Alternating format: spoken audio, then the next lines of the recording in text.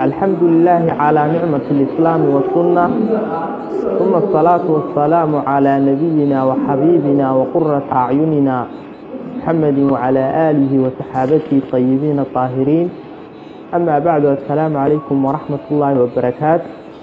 بعد الصلاة ولا ليال وحن كلمات كوبان كورن لها وأيهن دمبي وحصوي فرحيسا إن قالوا kusoo dhiirtaan nabigeena maxamed calayhi salaatu wasalaam ay u soo tafaxaytaan inay wax ka sheegaan ama duraan.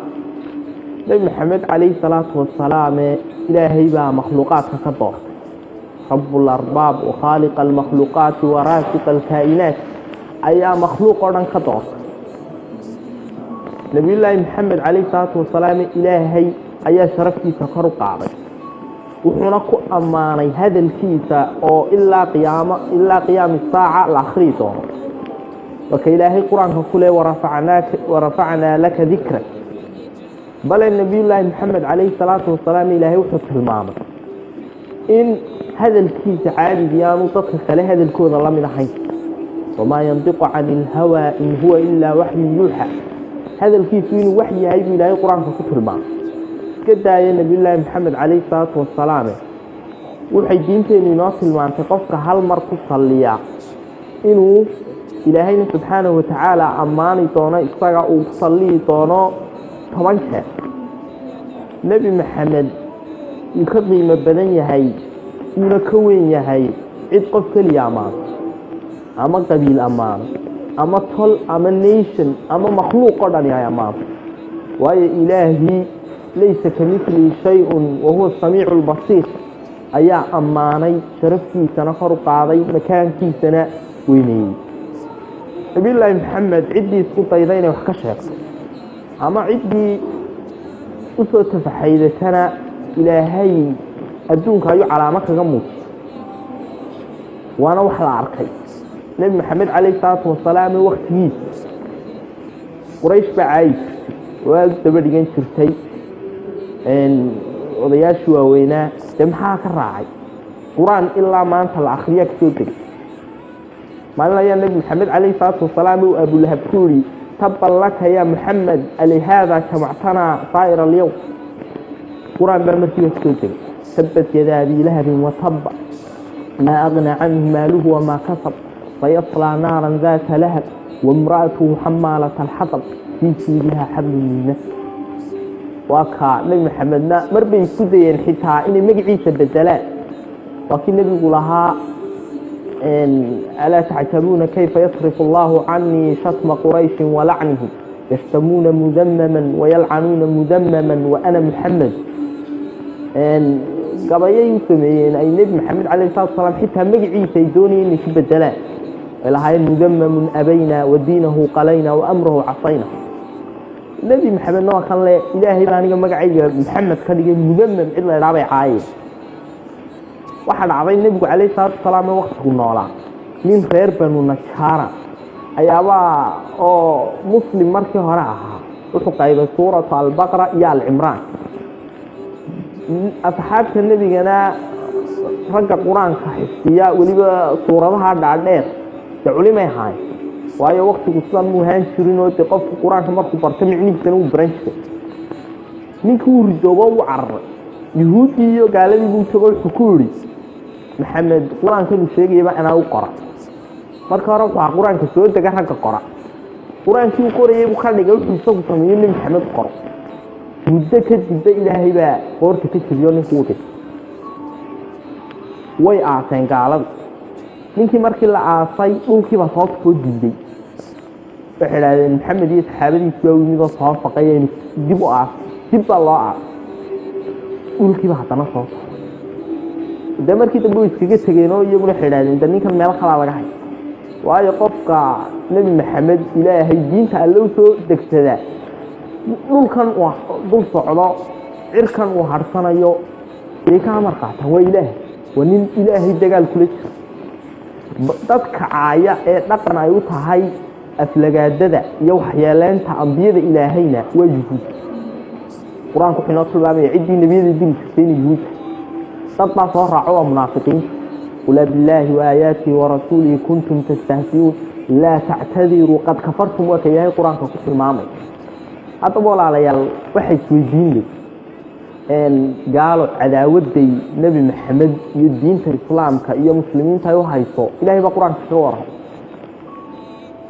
قد بدت البغضاء من أفواههم وما تخفي صدورهم أكبر بإلهي لي عداوة دي نيها أفكر كمك هو وحي مكسوات آخر waxay hoosta ku haystaan baana ka weyn ilaahay leey cadaawadday si hayaan baana ka sixno taasana siiyay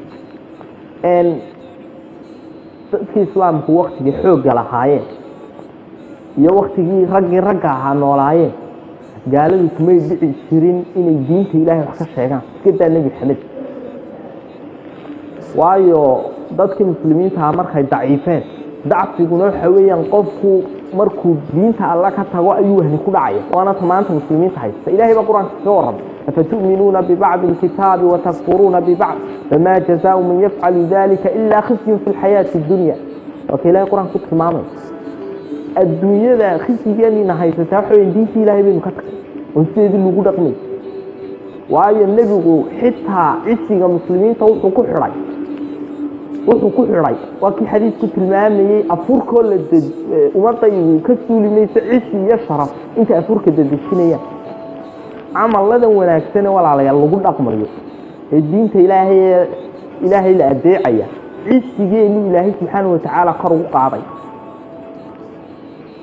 نبي محمد عليه الصلاة والسلام ولا على يلا صحابة وسوش على عيان هير بيجارين ويسديسة أي وكلا دقدق شرين وكلا برسم شرين عندهم شيء غير مريض تقدير يشرف له هيان أوي نبي محمد من كيور يرحم كمقلان قل له رأي آخر ودرسه إن ولا على الهرتها إن نبي محمد مراحل بدن بصومه وقت بقى شري نبي محمد عليه الصلاة والسلام سوى تكنيا مدار لصار سوى ما كده شوجع عنه لهي ولا رباتيني صحابة النبي عليه الصلاة والسلام أنا يحفظ قبل كريم قفك النبي محمد عليه الصلاة والسلام وحكى الشهرة عدت طونها ليش طونها كشو شيء دين تحكم كوية له توجه عدنا حسوا ديني دين تينك قرص لكن متباش وما أنتها وحلو شرعيين أرنتها شو حويان مفسداتي لغة تخلص لكن متباشرتها العلماء ضنا خورما مفسدة وهدي كسي ويناني أما أنا كنت تخلص من إيه دوبدي هرون بيلغو في صراي حسما بنانا ولهذا أيا نبي محمد عليه الصلاة والسلام في عهد مكة المسلمين مستضعفين تهايين إن يبقى مدير لصاري يدمي جلي ودو أولين صحابي انتو صحيح قاعدها بسهل نقرق كشف لكن هذا الصحابة ما يفهمون طبعاً كولا meelaha dadka muslimiinta ay ku awood yar yihiin ama looga xoog badan yahay ama mustadadii aanay ku fiilin karin inay horta masaakil si sameeyaan ma culimadaana faqoor laakiin waxa muhiim ah dadka muslimiinta inay mar walba nabi maxamed taageera iyo diintooda ay ku faanaan iska daa culimadu waxay ka waramaan qofka ilaahay iyo nabiga iyo diinta wax laga sheegayo aan in yar ka diggaxoon inuu hadlo iska daayo qalbigiisu aanu isir bedelin culimadu xilliin isaga laftiisa iimaanimadiisa laga shaqeyn oo isla gaalnimadii ma garanaysaa in la wadaagay waayo Umar ibn al-Khattab radiyallahu anhu ayuu nabi maxamed alayhi salatu wasalaam maalin la kulma Umar wuxuu tilmaamay nabi maxamed alayhi salatu wasalaam in cid walba ka jecel yahay naftiisa mooyaan nabi wuxuu ku iimaankii laga rabay lama adima halkii loo baahnay iimaanku wali laga ma hayo markii dambuuri rasuul Allah imika xitaa naftaydan ka jecel الآن يا عمر بالجي دينتين waxay noo tilmaamaysaa inaad waalidka ubadkaaga gabadhaada naftaada adna maxamed ali sallallahu alayhi wasallam ka jecla hadii taas dhici weydana iimaanka lagaga baahnaa laga ma heli maanta ninku hadii wax laga sheego ma fariisanay hadii ugu yar yahay waa warwar iyo walbahaar iyo walaalayaal dadka muslimiinta waxay ku guuleysanayaan markii diinta Ilaahay u gargaaraan waxaan haystaana waa wahyi waxaan kaga baxaynaa diinteena hadaynu u soo jeesano ku dhaqan ahaan barasho ahaan ku faanid ahaan inay dadku gacmaha isqabsadaan baa loo baahan yahay dadka muslimiinta سبحانك اللهم وبحمدك أشهد أن لا إله إلا أنت أستغفرك وأتوب إليك فارحمني وثقل في موازيني وخفف في جزائي أنت أرجى من يجازيني